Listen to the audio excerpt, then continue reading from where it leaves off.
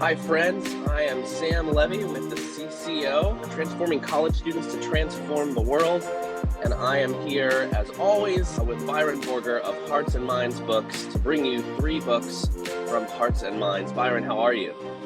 I am a little hectic right now. We're recording this the week before Christmas, and I'm in retail. I got books stacked all over the place here.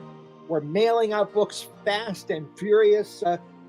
There's a little snow in the ground. It's kind of pretty, but I'm feeling kind of stressed. So it's nice to take a couple of minutes here just to talk with our CCO friends and others that are listening in to talk about 3 key books.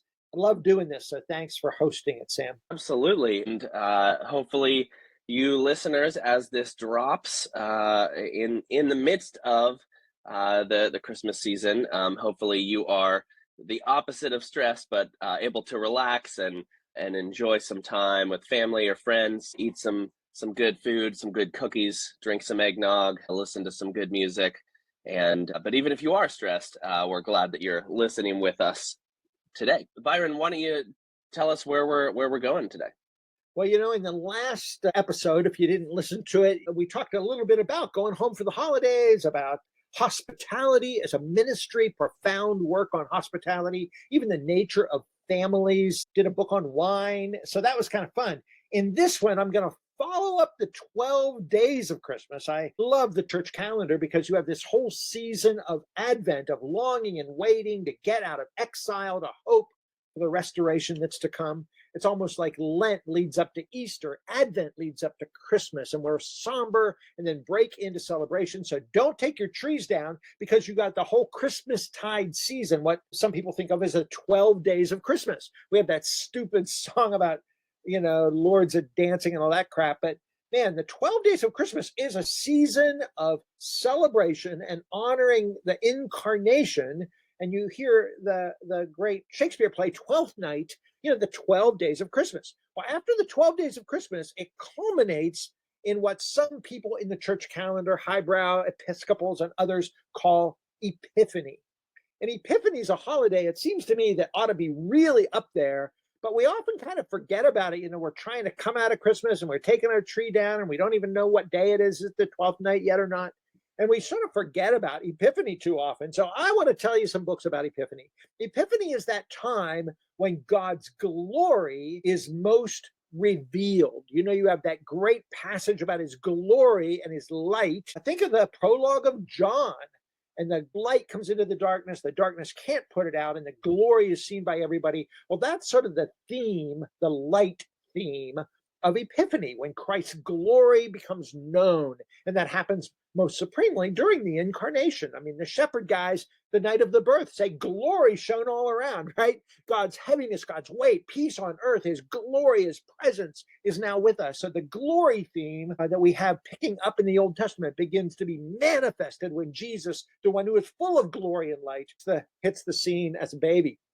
Well, 12 days later, you sort of make a big deal about that in the church calendar. So for those of us that aren't into the church calendar much, I just want to commend this. I was not raised highly liturgical. I didn't follow the church calendar in serious ways, but increasingly I'm finding this flow of Advent into Christmas, into 12 days, into Epiphany, to just be a really meaningful season, and it sort of wraps the whole season up nicely. So Epiphany is the 12th day of Christmas. It is also the day when we sort of think about the wise men coming from the east and giving their gifts to the baby Jesus. So, I don't know about you, but I think just like Hanukkah presents, 8 days of Hanukkah, Christians should be giving presents to each other for 12 whole days. And I think the best gift-giving day should be Epiphany, because the real tradition of giving gifts kind of starts with the wise men bearing gifts from the East, who aren't even believers in Jesus, but they're led by the star, these scientists or astrologers or whatever they are, who come from Persia or wherever, come from the East and visit the baby and give him gifts. So isn't that just great to think about gift giving, not so much Christmas Eve, but on Epiphany, when you can kind of commemorate the gifts that the baby Jesus himself got, his first Christmas. Talk about baby's first Christmas. Well, his happened when the wise men showed up and gave their gifts. So that's my theme, my pitch. Do you know anything about Epiphany, Sam? You were not raised in a real highly liturgical church, But is that something that kind of rings a bell with you? Yeah, I Epiphany is part of the church calendar, one of the parts of the church calendar that I've probably done the least with. And so I've been aware of what it is and a little bit of the tradition there, but I'm excited to hear about these books that can give us more of a picture. And I think I represent maybe some of our listeners who would resonate with me in that haven't observed or done much with Epiphany, if anything, throughout their lives, but might be intrigued to learn more and to bring this into the way that you celebrate Christmas and honor this season of the year. Well, some of our listeners are CCO staff, this campus ministry that you work for, partners with churches to reach students with a kingdom vision. I just think it's really important to help young people who are maybe part of non-denominational churches or non-liturgical churches to hear about the broader church traditions. So as an effort to be a coalition of Christian churches, which is what the CCO started to do, to unite churches to reach college students, as a coalition of various kind of churches, I think those independent churches need to sometimes pay attention to and hear the traditions of the Anglican and Catholic and Lutheran traditions that do the church calendar well. So even if you're not familiar with it, using a little bit of that lingo is educational for non-denominational folks. And frankly, if you have students that were raised Catholic or Lutheran or whatever, if you say, "How was your Epiphany celebration?" they're like, "Oh, you care, you get it. You know that my church does that stuff." We are a church universal and every congregation is different. But this church calendar stuff is increasingly important to a lot of us. The first book I want to tell you about of the three is by Flemming Rutledge. And Flemming, of course, is an older woman who is a great, great preacher, a Bart scholar, a civil rights scholar. I mean, she's done a lot. She's written a major book on Tolkien, of all things. And she's known for being an eloquent communicator of the gospel, relevant and timely. She has one book called The Gospel and the New York Times, because she preached in New York for most of her career. She's retired now, still living outside of New York. And she's known particularly for caring about Advent and Lent and the church calendar. And her book, Advent, is one I recommended a time or two ago here at our podcast. And now I want to tell you about this little book called Epiphany. I've highlighted these little small compact hardbacks before. There's one on each of the church seasons, Lent and Pentecost and Christmas, of course, Advent, of course. And this one on Epiphany, you can see it's just sort of a thin little hardback. The whole series is called The Fullness of Time. If you don't remember me talking about these before, Fullness of Time, and they're edited, the whole series, by Esau McCulley. Esau helped with the CCO staff training a few years back, an African-American scholar who got his PhD under N.T. Wright and now teaches theology at Wheaton. But he's an Anglican priest as well, grew up in a black Pentecostal church in the Deep South, and Esau came to become Anglican. So he's newly learning all about this church calendar stuff. And he edited this series where he got key people to write a little essay on what the season means. So that's the background of these Fullness of Time series. And Flemming Rutledge's little book called Epiphany is subtitled The Season of Glory. And she makes a very big deal about this line, we have beheld his glory as the only Son from the Father. So she's Trinitarian, she's deeply theological, but she just does this delightful job of talking about the hymns of the season, the poetry, great George Herbert and stuff, old Anglican poets, and what we can use sort of devotionally to make Epiphany a more meaningful time for all of us. Russell Moore has a blurb in the back. Russell, who's Baptist, Russell says, this book isn't just about Epiphany, it is filled with epiphanies. In the way only she can, Flemming Rutledge points us anew to the glory of Christ with insight after insight. So she does a pretty close reading of scripture and points us to who Jesus is and the glory that fills the whole world, the light of Christ's glory. I love this little book and highly, highly recommend it. That's great. Sounds like a great intro level. If you're like me, maybe know a little bit or don't know anything about Epiphany, this is a great place to start. All of these books give you a little bit of the history of the customs. They aren't primarily the cultural history, but it does tell you where this tradition got started and how it got started. But mostly for Flemming, it's about the Bible. It's about the scriptures and the lectionary texts that come to us during the time of Epiphany and this time of Jesus's glory becoming seen because he's the light of the world. Well, one of the ways in which it's seen is this great story in Scripture about these wise guys from the East who come. We often think three because it describes three gifts, but we don't know how many there were. It might have been a whole entourage. There's some movies about it. There's classic books about it. It's really embedded in the Western imagination about these three kings from Orient who come bearing gifts. You know about the gifts, don't you? You've heard this little sermon, haven't you, that each one of the gifts stands for something? Sure, but it's not at the top of my mind. You'll have to remind me. One of the three gifts, frankincense and myrrh and gold. Well, gold is for a king. It's in the lines of, what is it, the third or fourth verse of We Three Kings. Gold indicates that this baby's a king. To give a gold kingly gift, of course, frankincense is a spice that's used in worship. And myrrh is a burial, an embalming gift. To give an embalming gift, to a baby is almost gruesome and weird, but it predicts his death.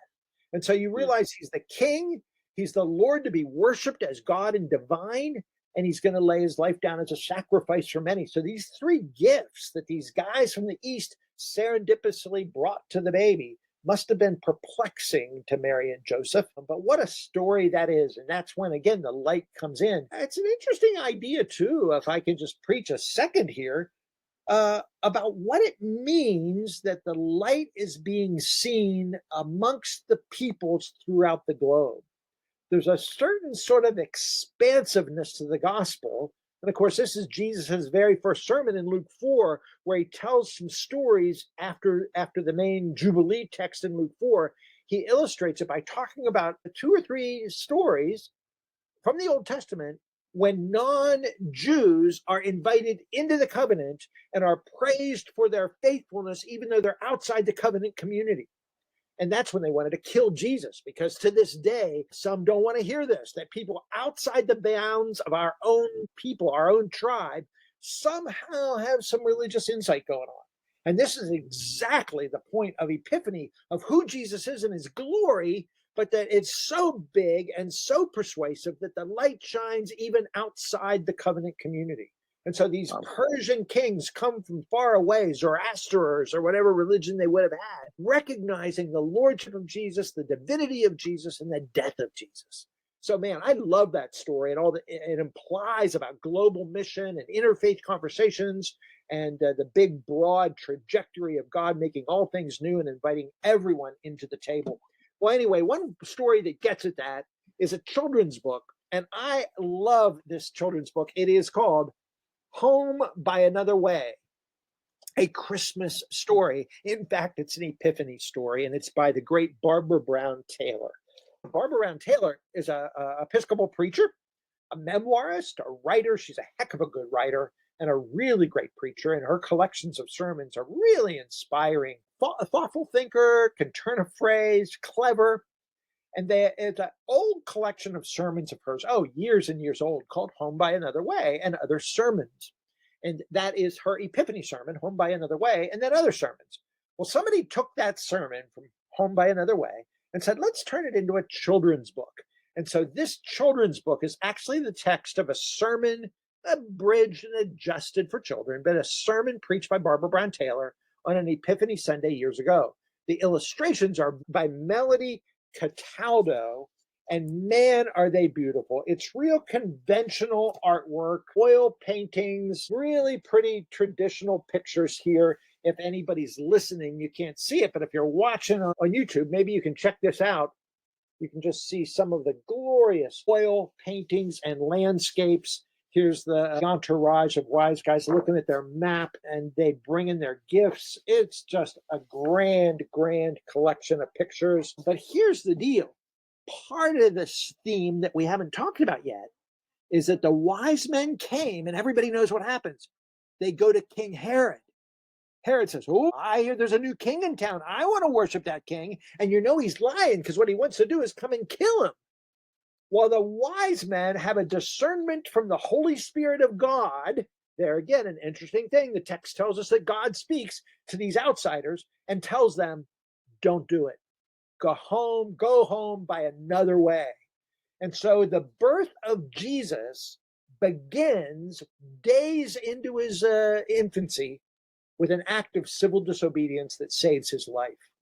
I just think that's a remarkable story. It's not unlike the midwives who saved the baby Moses, the deliverer of the Jewish people in the Old Testament. And Jesus is sometimes considered the new Moses, the second Adam and the new Moses. And he leads people into the promised land through an act of civil disobedience that saved his life, just like the story of the midwives and Moses. So this civil disobedience against the king is key to this text.